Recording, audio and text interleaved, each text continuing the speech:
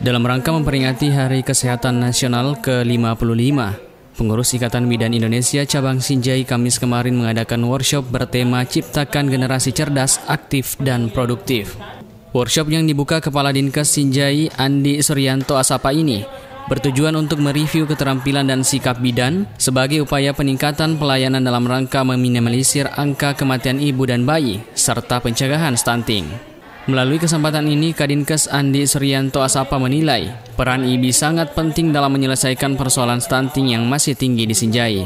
Ini penting kita bicarakan karena bagaimanapun juga IBI menjadi bagian atau rantai yang sangat penting daripada siklus proses perencanaan, baik itu mulai dari persiapan usia remaja, masuk usia subur, kemudian sampai dia kembali menjadi lansia.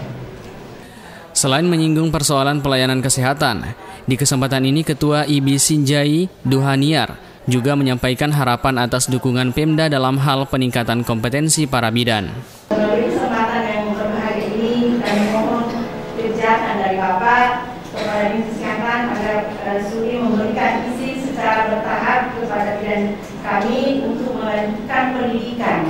Karena dalam undang-undang kebidanan yang baru, 60% bidan Sinjai itu adalah dasar pendidikannya masih D3. Yang sekarang diharapkan untuk lanjut ke S1 dan melanjutkan dengan PhD.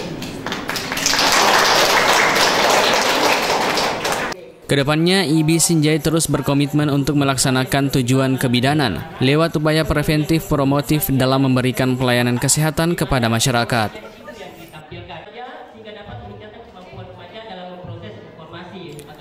Arhan Baharudin, Sinjai TV.